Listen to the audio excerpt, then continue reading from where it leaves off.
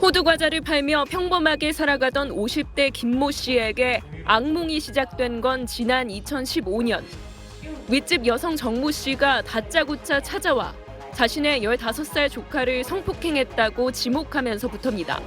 얼굴 한 번 본 적이 없는 사람. 같은 장소에 한 번도 없었고 얼굴도 모르는 사람한테. 김 씨는 혐의를 줄곧 부인했지만 결국 구속돼 1심에서 징역 6년을 선고받았습니다. 아버지의 무죄를 입증하기 위해 사건이 벌어진 전남 곡성으로 향한 딸.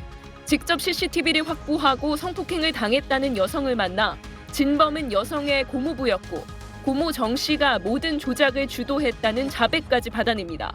그렇게 김 씨는 11개월 만에 풀려나 무죄를 선고받았고 국가를 상대로 손해배상 소송을 제기했습니다.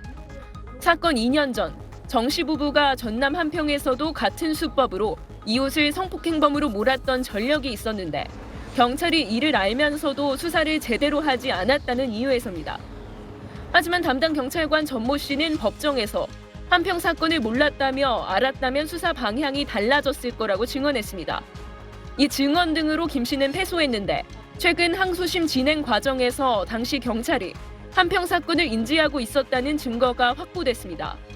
문서 제출 명령을 통해 당시 경찰 수사 보고서를 받아보니 한평 사건 기록이 첨부돼 있었고 전 씨가 이를 직접 편철했다는 기록도 남아있던 겁니다. 위증됐다는 거를 확인하니 너무 황당한 거죠. 한평 사건의 존재를 알았다면 더 면밀히 수사를 할 수 있었는데 알고도 하지 않았으니 당연히 국가가 책임을 져야 됩니다.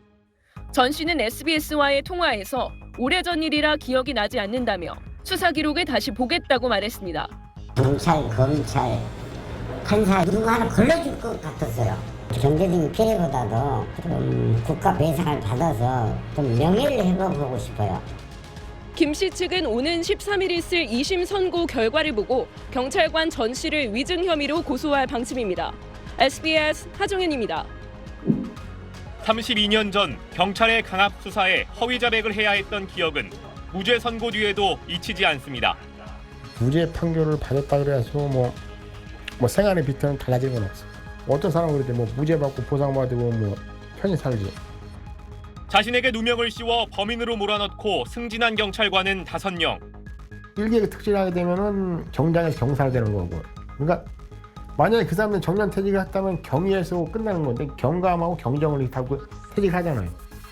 이들에 대한 특진이 모두 취소된 건 당연하지만 그 시대에서 잘못된 거는 그래요. 뭐 진금을 내린다고 내린 건 정말 잘된 거예요. 어차피 총장님 얘기한다는가? 특진으로 추가로 받은 연금과 임금을 돌려받는 것이 법적으로 어렵다는 경찰 설명은 받아들이기 어렵습니다. 이런 일이 두 번 다시 일어나면 안 되죠. 만약 이런 일이 또 일어난다 그러면은 세상이 고칼 노릇이겠지. 국민 세금으로 지급한 돈인 만큼 당연히 돌려받아야 한다는 겁니다. 그분들이 양심이 있다면은 솔직히 말해서 자기네 잘못했으면은 어느 정도는 국가에 반납되지 않겠나. 한편 국가를 상대로 한 손해배상도 이달 말쯤 청구할 계획입니다. 수사기관의 강압 수사 등에 대한 위자료와 가족들의 피해 보상을 요구하기 위해서입니다. 자신이 범죄자로 낙인 찍혔던 시간 동안 가족들에게 생긴 상처가 뒤늦게나마 회복되길 바라는 마음입니다. 내가 항상 누나한테 동생한테 그래요. 미안하다. 누나도 알게 모르게 참 고생 많이 했어요. 동생도 그렇고. SBS 최선길입니다. 지난 1991년 평범한 가장이자 1급 시각장애인인 33살 장동익 씨는 인생이 송두리째 바뀌어버립니다. 친구 30살 최인철 씨와 경찰에 끌려갔는데 1년 10개월 전 발생한 낙동강변 성폭행 살인 사건의 범인으로 지목된 것입니다. 두 사람은 경찰 고문에 의한 거짓 자백이라고 검찰과 법원에 호소했지만 대법원에서 무기징역이 확정됩니다. 이후 21년 동안의 억울한 옥살이를 한 뒤 모범수로 풀려났습니다. 지난 2019년 검찰 과거사위가 고문 정황을 확인하면서 재심 논의가 급물살을 탔고 지난해 재심 개시 결정이 내려졌습니다. 그리고 마침내 1년이 지나 법원은 두 사람에게 무죄를 선고했습니다.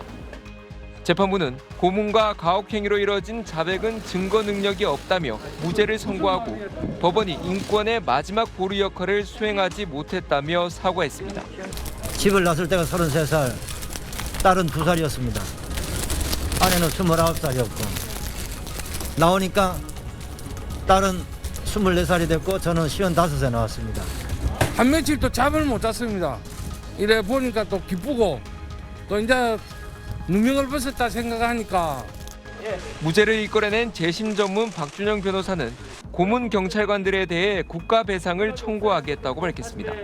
경찰과 검찰의 수사부터 법원의 최종 판단까지 국가기관이 이들을 보호하지 못했다는 점에서 남겨진 과제의 무게는 여전히 무겁습니다. KNN 김민욱입니다.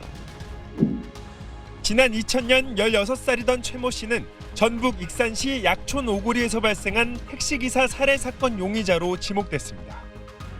강압 수사를 견딜 수 없었던 최 씨는 범행 일체를 자백하고 말았습니다. 형사하고 나오는데 그러니까 얼마나 맞았는 거예요. 얼굴이 다 부어갖고 그걸 울면서 나오더라고요. 결국 징역 10년을 선고받고 억울한 옥살이를 해야 했습니다. SBS는 이때부터 가혹 수사가 있었고 범인이 따로 있다는 취지의 보도를 지속적으로 해왔습니다. 만기 출소한 최 씨는 2013년 재심을 통해 무죄 판결을 받았고 뒤늦게 붙잡힌 진범 김모 씨에겐 징역 15년형이 확정됐습니다. 최 씨는 국가와 수사 당사자를 상대로도 손해배상을 청구했는데 오늘 승소했습니다.